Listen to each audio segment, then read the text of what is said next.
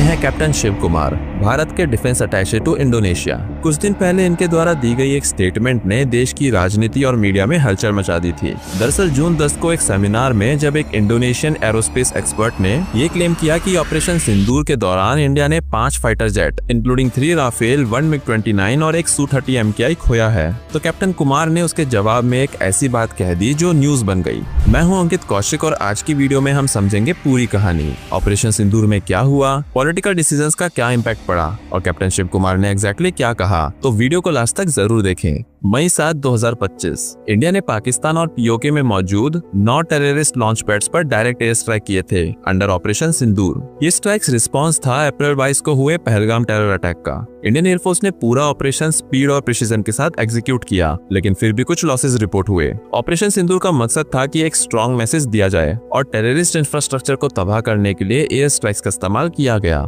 लेकिन बिना full scale war को एस्केलेट किए। 10 जून को इंडोनेशिया में हुए एक डिफेंस सेमिनार में जब एक इंडोनेशियन एक्सपर्ट ने कहा कि इंडिया ने इस ऑपरेशन में 5 फाइटर जेट्स, टैक्टिकल ड्रोन्स और S-400 लॉन्चर्स भी खोए हैं, तो कैप्टन शिव कुमार ने स्टेज से जवाब दिया, I may not agree with him that India lost so many aircrafts, but I do agree that we did lose some aircraft, and that happened only because of the constraint given by the political leadership to not attack the military establishment and their air defenses। ये बात उन्होंने कामली कही, लेकिन उसका impact काफी बड़ा था। Political leadership ने नॉन एस्केलेटरी अप्रोच अडॉप्ट की थी, जिसके चलते मिलिट्री टारगेट्स या एयर डिफेंसेस को अटैक नहीं किया गया था। कैप्टन कुमार के हिसाब से इसी वजह से इंडिया को कुछ लॉसेस झेलने पड़े। ऑल्दो उनके इस बयान को कुछ इस तरह से रिप्रेजेंट किया गया जिसके चलते इसे एक तरह से सेना और नेता के बीच डिसीजन मेकिंग पर सवाल खड़े कर दिए, जिससे पॉलिटिकल बवाल शुरू हो गया। Chief of defence staff general Anil Chauhan ने भी इस मुद्दे को कुछ हद तक एड्रेस किया था। 31 मई को सिंगापुर में जनरल अनिल चौहान ने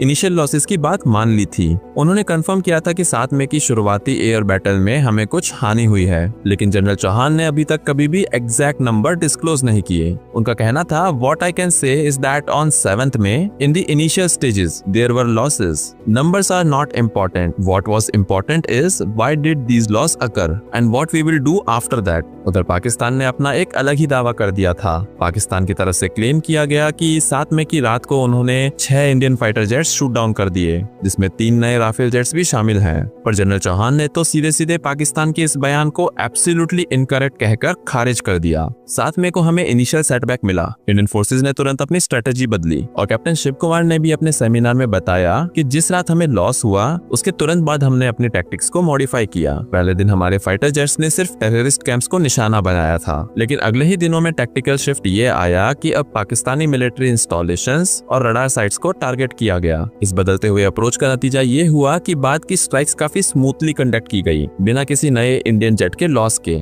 और ये बदलाव सीडीएस चौहान के बयान से भी मैच करता है। जनरल चौहान ने भी बताया था कि इनिशियल हानि के बाद भारत ने तुरंत रिमेडियल मेजर्स लिए और फिर प्रिसीजन स्ट्राइक के जरिए पाकिस्तान के एयरबेस तक को टारगेट किया। इंडियन एम्बेसी इन इंडोनेशिया को एक क्लैरिफिकेशन जारी करना पड़ा। एम्बेसी ने कहा कि कैप्टन कुमार के रिमार्क्स को आउट ऑफ कॉन्टेक्स्ट कोटेड करके गलत तरह से पेश किया गया है और मीडिया रिपोर्ट्स में उनकी बात का मिस रिप्रेजेंटेशन हुआ है। एम्बेसी ने अपने ऑफिशियल स्टेटमेंट में ये भी क्लियर किया कि कैप्टन कुमार के प्रेजेंटेशन का यही मुद्दा था कि इंडियन आर्म फोर्सेज हमेशा सिविलियन पॉलिटिकल लीडरशिप के अंडर काम करती है, जो कि हमारे पड़ोस के देशों में नहीं होता है। उन्होंने बोला कि ऑपरेशन सिंदूर का भी ऑब्जेक्टिव यही था कि सिर्फ टेररिस्ट इंफ्रास्ट्रक्चर को टारगेट करके एक नॉन एस्केलेटरी रिस्पांस दिया जाए। इस बीच अपोजिशन ने भी मौका देखकर सरकार पर निशाना साध दिया। कैप्टन कुमार के कमेंट के बाद कांग्रेस पार्टी ने अपने प्रश्नों की बारिश कर दी। उनका आरोप है कि मोदी सरकार ने ऑपरेशन सिंदूर के दौरान हुए जेट लॉस को जनता से छुपाया है। अपोजिशन का कहना है कि ये कॉन्स्टेंट एक्चुअली एक गलत पॉलिटिकल कॉल था, जिसके कारण हमें नुकसान उठाना पड़ा